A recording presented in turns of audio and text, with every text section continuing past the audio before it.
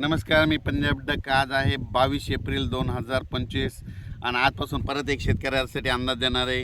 राज्यातल्या सर्व शेतकऱ्याला सांगू इच्छितो की राज्यामध्ये काय करा, आता लहान मुलाची वयोवृद्धाची काळजी घ्या. कारण की राज्यात आज 22पासून राज्यामध्ये उन्हाची तीव्रता वाढत जाणार आहे.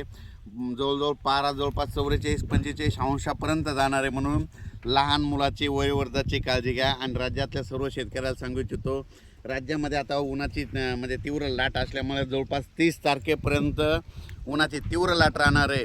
आणि दिवसा मात्र गरमी खूप राहणार आहे.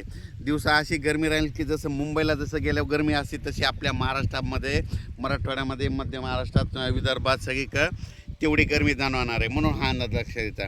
पण राज्यातल्या सर्व शेतकऱ्याला सांगू इच्छितो की राज्यामध्ये सांगायचं झालं तर 22, 23, 24, 25 दरम्यान राज्यामध्ये जवळपास 30 तारखेपर्यंत उन्हाची तीव्रता वाढत जाणार आहे. म्हणून हा अंदाज लक्षात घ्यायचा.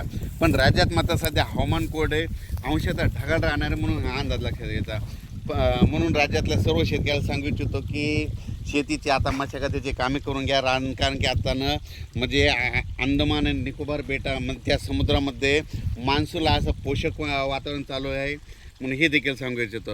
आणि राज्यात परत एक सांगू इच्छितो, राज्यात सध्या उन्हाची तीव्र लाट असल्यामुळं आता शेतकऱ्यांनी काय करायचं, सकाळी सकाळी शेतीचे कामे आटपून घ्यावे. आणि हे काय पाहू शकता, हे आपल्या शेतामध्ये संपूर्ण नाले सगळे नाला खोलीकरण सगळं करून सगळे कामं व्यवस्थित करून ठेवलेले आहे. आणि आमच्या शेतामधून हे अंदाज देत आहे म्हणजे पुढच्या वर्षीची सोयाबीन, तूर याची तयारी करून ठेवायची. आणि शेतकऱ्याला सांगू इच्छितो की शेतकऱ्यांनी कापूस करत असताना खूप काय खर्च करू नका. काय करा, अंतर कमी करा. 3x1 कापूस करा, अंतर कमी करा, खर्च कमी करा. जास्त म्हणजे खर्चाच्या भानगडीत पडू नका. जगाच्या पाठीवर कोणत्याही कापसाचं झाड कमरा इतकं वाढतं आणि त्याला 22 ते 42 बोंडे लागतात. 3x1 कापूस केला तर 10-12 क्विंटल काही न करता कापूस होतो. एकदा खत द्यायचा, परत येऊ. म्हणून राज्यातल्या सर्व शेतकऱ्याला सांगू इच्छितो, आता शेतीची मशागतीचे कामं करून घ्या.